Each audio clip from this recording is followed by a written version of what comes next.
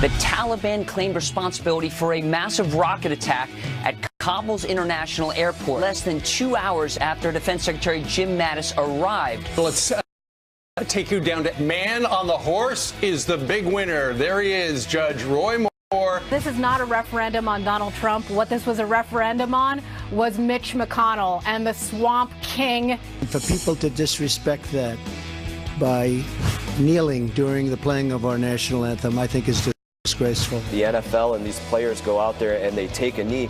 They're stealing this moment of historic unity, of patriotism. President Trump is promising to make America competitive again. This is not just a tax bill, it's a jobs bill. Job creators, job holders, and job seekers will all benefit from the Trump tax vision. The American university was once the center of academic freedom, but it is transforming into an echo chamber of political correctness, a shelter for fragile egos.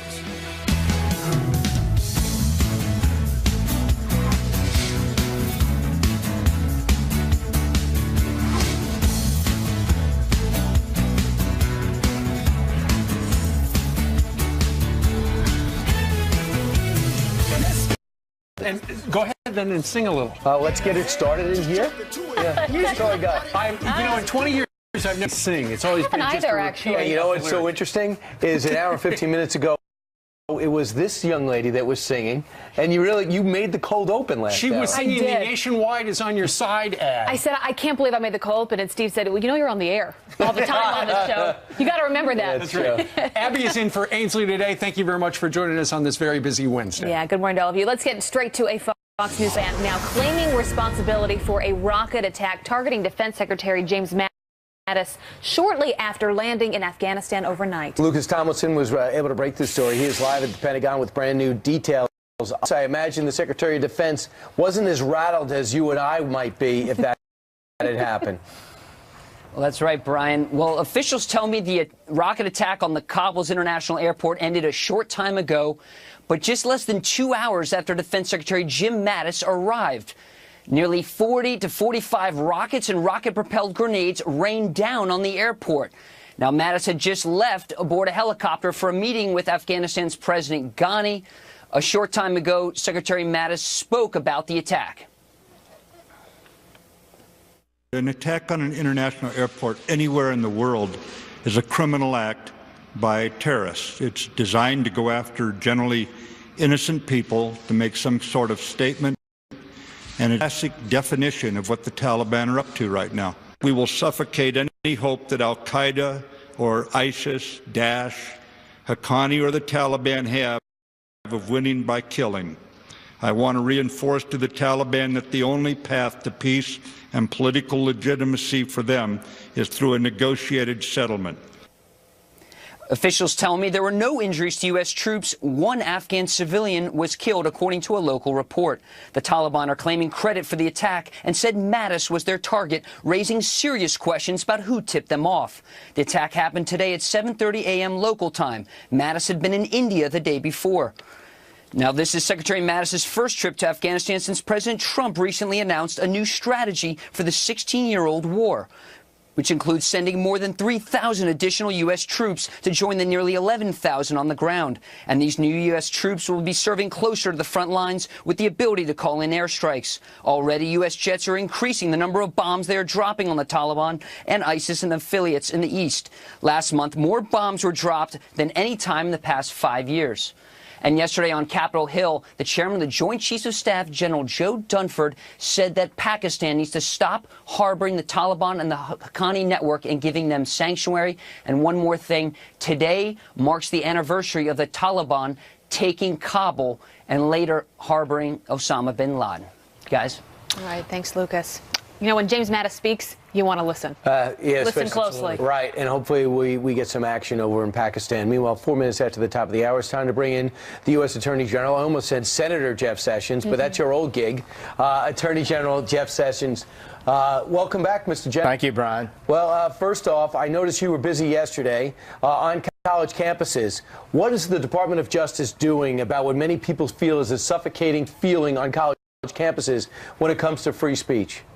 Well, we want to speak out, first of all, and call on presidents and trustees and legislatures and donors to make sure that their colleges aren't no place in the country should we have more robust discussion than on college campuses. And I truly believe, in talking to a lot of young college graduates, that we've drifted way too far in controlling speech. And I wanted to make that point, number one. Number two, we can intervene and will intervene in various lawsuits where we believe overly constricted in their right to speak out and express themselves. It is a civil right. The Department of Justice has a duty to defend people's civil rights. Well, Mr. Attorney General, as you know, you watch TV. It's not all sides that are being suffocated. It's just one side. It is, you look at what has happened out in California when people have tried to go out and speak at Berkeley. I think it was Ben Shapiro just a week or two ago was supposed to go out there. Cost him $600,000 to protect the conservative guy simply for exercising his freedom of speech. Right. You have what we see often is the heckler's veto. That means that a group of protesters raise a ruckus before a speaker comes, and often the speech is either canceled or put in a secondary not effective.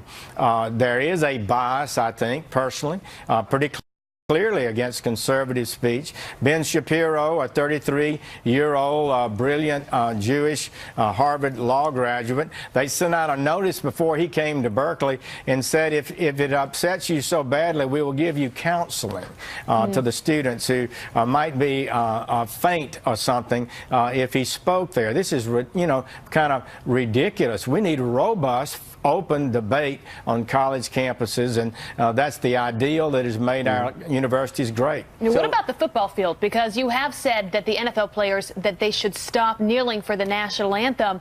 A lot of critics of yours this morning saying, well, isn't that a symbol of free speech?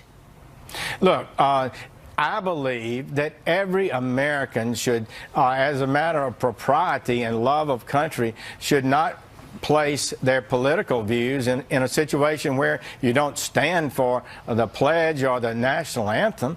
Everybody should do that. The president is exactly right to say no matter what you think of Hillary Clinton or President Trump, you should stand when the national anthem is played. And so he's correct to speak out against that, and I believe the players should stand. They can make their protest any other place, and if the owners allow them, they can speak out, I guess, on the field. But as a matter of propriety and love of country and decency, you should stand when the national anthem is played. Should it be a rule? We've been debating that this morning. Should it be a rule? Do you think the NFL should force those players to stand? A new Reuters poll has 58% of Americans agree that a place to make sure that every player is standing during the national anthem. Every American should stand during the national anthem. Do you agree with that?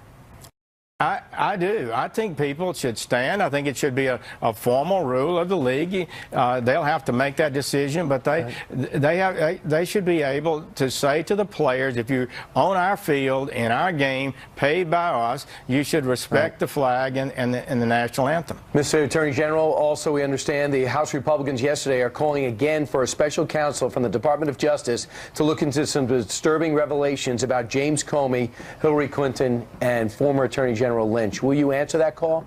We will absolutely talk with them and respond to them in the appropriate way. I'm not able to discuss investigations now, but we will respond appropriately to the Congress. But you haven't decided if you're going to put a second special counselor out there, right? Because you already have Mueller working. I'm not able to comment on where we are on that, Brian. Okay. All right. Let's talk a little bit about this. We know the President of the United States has made it clear he's giving Congress 6 months to figure out what to do about all the dreamers in the country. And yesterday, before a Brooklyn federal judge, he essentially took a shot at the administration and said that this ruling, they wanted to extend one of the deadlines, was heartless. Nicholas Garafouis said it would be useful to take some of the pressure off the various parties, especially the very accomplished young people the president speaks of with such admiration. The thing about deadlines is they can be extended. He also called the administration heartless. What's your message to that judge and regarding the DACA dreamers? First, I would say that the order that we've issued and the president has issued would delay for 6 months and give Congress full time to direct and establish any kind of policy they want to establish to deal with this situation. And I think the judge has a right to adjudicate the law. I do not believe the judge has a right to set policy. I do not believe the judge is a politician, and he can write his congressman if he'd like Congress to do it a little differently than currently is being done. Well, the ball certainly is in the court of Congress. Mr. Attorney General, I know you and the president were going through a rough patch. He mentioned in Alabama the other day that Jeff Sessions is doing a great job. Do you feel as though, have you guys healed the rift that may or may not have existed? I am totally supportive of the president. I love his policies. It's a great honor for me to help at the Department of Justice to advance constitutional legal policies in accord with his leadership. All right. Attorney General, great to have you on this morning. Thanks so much. Thank you. All right. It's 8:11 right here in New York City right now, and Jillian's got some news about a convicted killer. That's right. Let's get you caught up on the headlines of this hour. Starting with this, a convicted killer scheduled to die is spared by the Supreme Court for now. Overnight, justice is granting a stay of execution for 59-year-old Keith Leroy Tharp.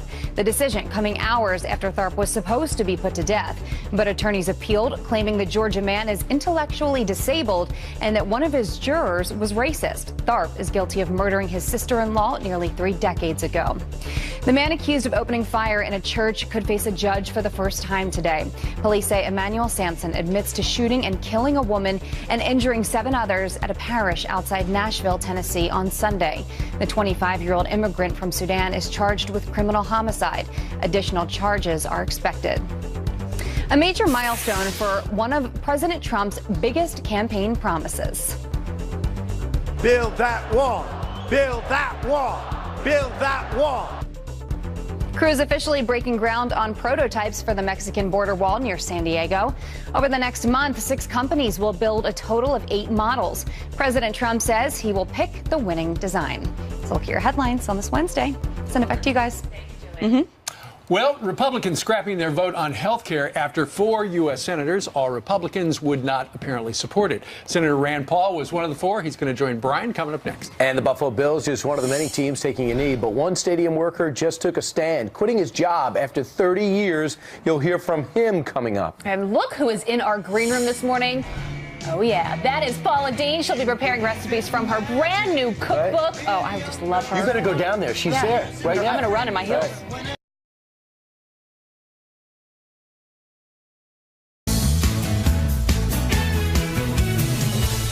All right, the last-ditch effort to repeal and replace Obamacare now scrapped after at least four GOP senators, including our next guest, refused to give in their support. Here to react is GOP Kentucky Senator Rand Paul. Senator, how do you feel about the latest attempt that failed on the GOP side to repeal and replace? Do you feel bad about how this came out? Well, yeah, I wish we would just repeal it. You know, I went to Tea Party rally after Tea Party rally. There's probably no greater opponent of Obamacare than myself. As a physician, I've seen Obamacare up close and personal. It's a terrible system. But we promised to repeal it. We didn't go to Tea Party rallies and shout. I didn't hear anybody chanting, hey, guys, let's keep Obamacare and let's divvy it up to the states and mess with the formula so we take some money from the Democrats and give it to Republicans. We said we'd repeal it. We didn't say we'd keep it and block grant it. So this was not a repeal effort. It was a fake repeal. And what I think we ought to do is keep talking about real repeal. Obamacare is going to get worse. We will get other chances, but we should also do some things that are good for the country and good for health care immediately.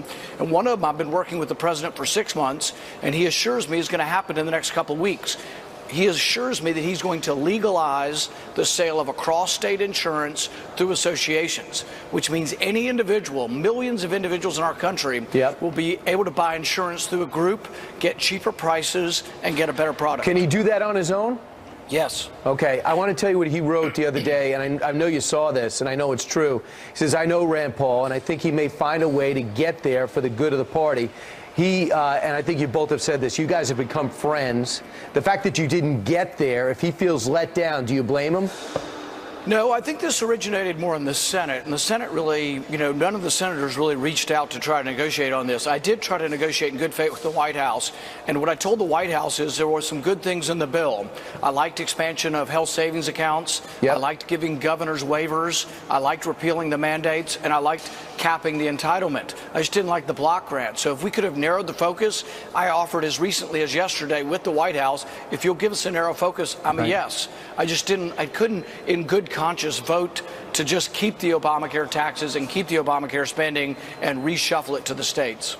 Rand, do you understand how the American people are unbelievably frustrated right now? And I'm not just talking about Republicans, but you guys got the mandate to get something done, and you're not getting anything done? Yeah, but we promised to repeal it, and so the onus or the blame, if you want to give blame to anyone, is to those who changed their mind. Look, we all voted in 2015. Every Republican voted to repeal Obamacare. We had that identical vote. 7 people changed their votes. That's where the pressure needs to come. We need to keep our promise. Repeal Obamacare, and then if you want to talk about free market reform, replacement can be free market reforms, legalizing choice. I'm all for it. But the first thing you have to do is keep your promise, keep your pledge to the voters, and that's to repeal Obamacare. Senator, I can't get into detail now, but I'm thinking about the long-awaited tax reform. What do you know about it? What bothers you most? What do you like the most? Well, I'm with the president that it ought to be a significant tax cut. He's been talking about a 15% corporate income tax. I'm all for it. I think we should stick to our guns there. The swamp, the establishment will try to get 25%. It'll wind up 30% because they don't know anything about negotiating. Let's do 15%. Ireland is 12, Canada's 17, most of Europe is in the low 20s. Let's be that shining city on the hill with the lowest tax rates. Let's be 15% and encourage business to stay here and grow. It looks like it's 20, but the president wants 15. Yeah. Word is he's not that excited about what he got. We'll see what happens. Senator Rand Paul, thank you. Thank you. Straight ahead, he fled the communist Hungary with his family and legally came here. He immigrated to the United States. Then he became the Giants' all-time leading scorer. Pete Gogolak in studio, soccer style. Our next guest fled communist Hungary with his family when he was just a teenager, legally immigrating to the United States. He worked hard to achieve the American dream, playing football first for an Ivy League college and eventually becoming the all-time scoring leader for the New York Giants with 646 points. So what does somebody who always dreamed of becoming an American think of the players who are kneeling during the anthem these days? Here to weigh in is former NFL player Pete Gogolak. Pete, good morning to you. Steve, great to be here. Thanks very much. And before it's wonderful. As we get started, we need to recognize the fact that you pretty much are the guy who changed the way people kick the ball in football. About 50 years ago. And my brother Charlie and I did change the game of kicking, and we didn't have any soccer teams here in high school, so the next best thing was to kick up American football soccer style. Right, so rather than kick with the front of your foot, you kick with the side. Kick with the instep, that's right. And I should have patented it because everybody else is doing it now. Right. What do you know, it seems like there are a lot of players these days who are doing it, which is, we're talking about protesting. When you, Pete Gogolak, watch these young men on the field of football take a knee during the pledge, rather the anthem, what does that say to you? Steve, it really bothers me that, I have to be here as an old player, played for the New York Giants, and I have to defend and support the guys who had the courage to stand up for the national anthem. I can't believe that this is happening, this divisive thing is happening in this country. When I look at that flag, to me, America stands for courage and the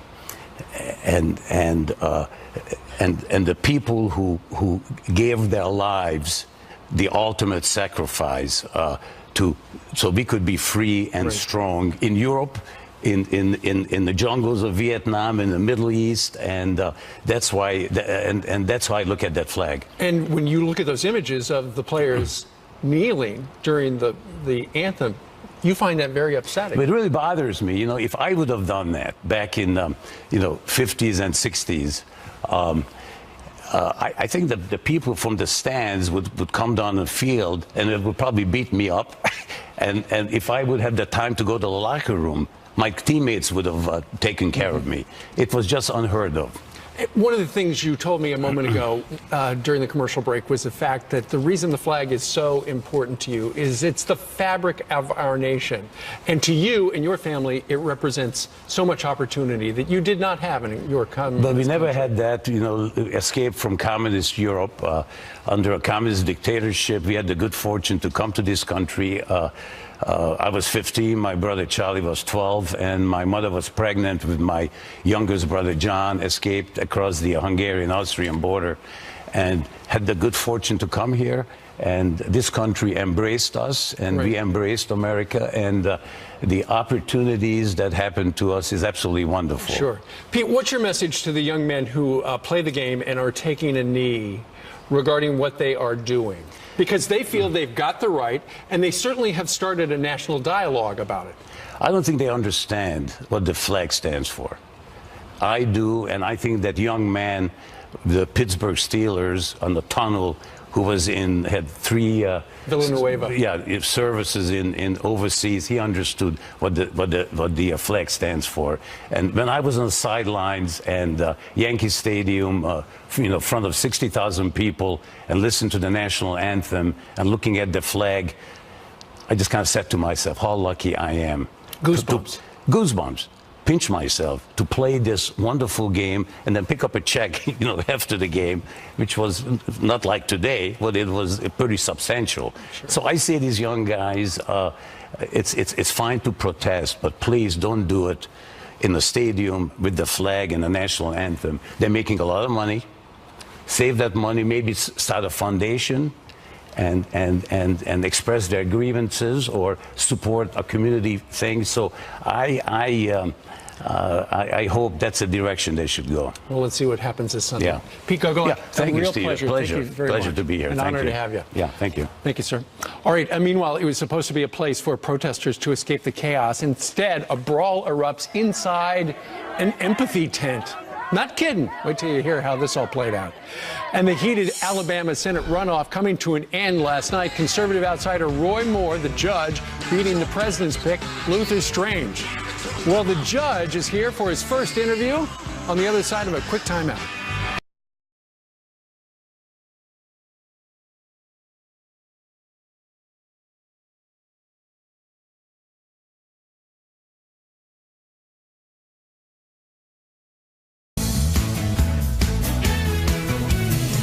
And early yesterday morning, that was Judge Roy Moore riding up to vote in Alabama. Will he be on a horse this morning? He is joining us right now. Roy Moore, Republican nominee for U.S. Senate from Alabama, and elected last night as the nominee to go against the Democrat in that great state of Alabama. How you feeling this morning? I feel very fine, Abby. Thank you. So what do you think it was about?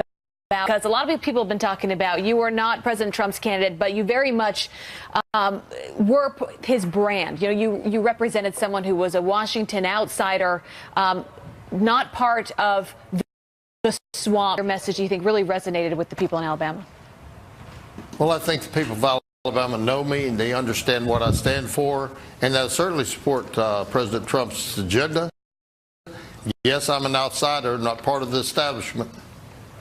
A lot of people equate what you're doing to what Senator Rand Paul has a series of beliefs, and this is how he's going to vote, and it will be hard to realize. For example, if you were in the Senate and the block grant program that Graham and Cassidy put forward was out there, would Senator Moore have voted? Well, I think I would have stood with Rand Paul. I think it's socialized medicine at best. And it's not, transferring it to states, not getting you out of the business, which is what we promised to repeal Obamacare, and we should repeal it. Let me ask you this, Judge. How big a factor was when the former governor he was being investigated? He was being investigated by the Attorney General. At that point, it was Luther Strange.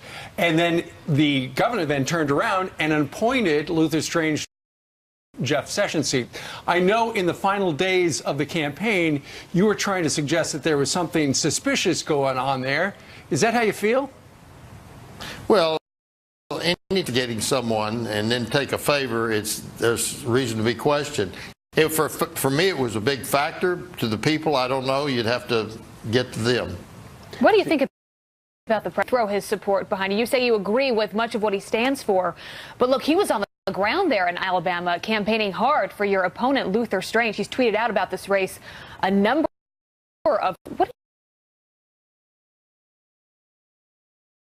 of times. What is your take on that? How do you feel about not being the president's guy when you feel like you line up so? Well, I don't think the president knew me, and I think that when he gets to know me, that I do support a very conservative agenda for this country, and I think that he will back me. And I received a call. That's what he. What did he say to you? Go ahead. What did he say to you? Well, he just said he would support me, and I think he will. All right. Yeah, it was a short future. You have one more lap, and Democrats feel that you're vulnerable and that they might pour money in to take you on before the December. The polls show otherwise, and we'll show them when we get to the general election. Very much prepared for it. Everything you accomplished, and I know you've been in the headlines a lot, the 10. How you advanced through the runoff this summer? Well, this is a very big step, and of course it's been very much opposed. We've had $30 million plus out of Washington, D.C. trying to control the vote of the people, and it didn't work. People of Alabama can't be bought, and they stood and they voted, and here we are today. Do you worry about working with Mitch McConnell? How are you going to do it if he was that determined to make sure you didn't get this seat? As long as he stands for a conservative agenda and what we promised the people as Republicans, I'll work with anyone.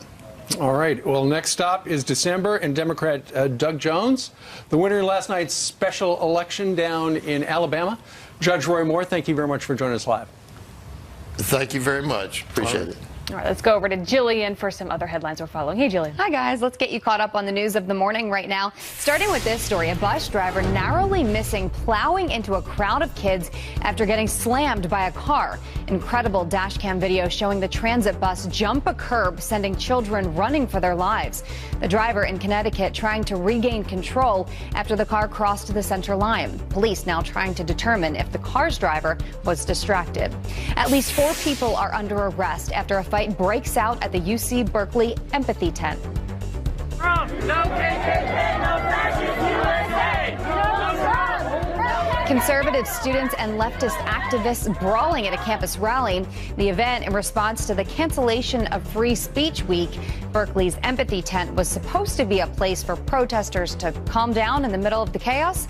But apparently, as you can see, it didn't work. I threw my hat on the ground and walked out. A security guard who spent nearly 30 years working for the Buffalo Bills quits in disgust over national anthem protests. Earlier, Eric Nickershire explained his decision.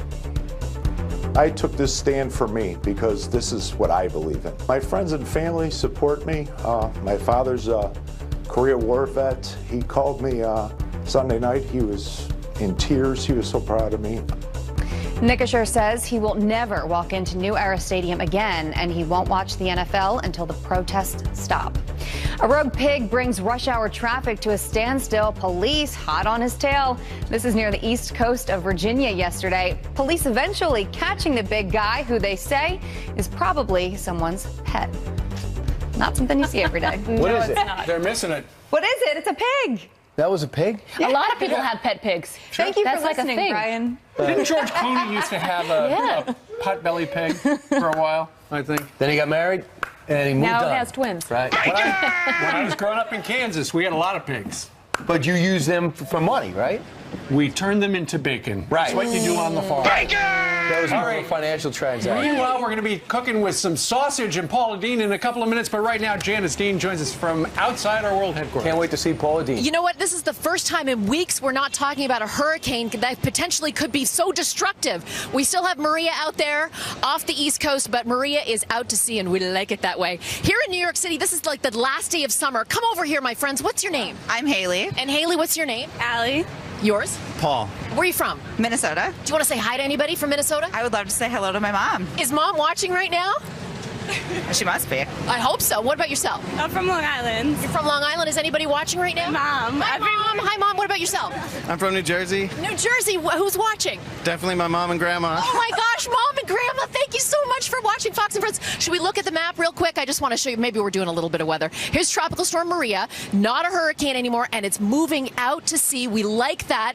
A little bit of rough surf, some rip currents, but we like it when it does that. And that's Lee over there. Lee is not going to bother us either, but rip currents are going to be exceptionally high today across the East Coast. Okay, guys, come on, my new friends. I want you to wave and say hi to Abby and Steve and Brian. Hi, guys. Hi. Good morning, folks. Good morning. Weren't they awesome, my new friends? They are indeed. Everyone's friends with Now Janet. go buy them breakfast. Yeah. Or just give them the cash they can eat by themselves. Thanks, Janet. All right. All right. Meanwhile, a Fox News alert: a growing crisis in Puerto Rico. Get this: the place is level. Carlo Rivera getting a bird's eye view on the devastation across the island. You're looking at it. He joins us live from San Juan next. And Paula Dean's got some new recipes, 150 of them in her new cookbook. She's coming up.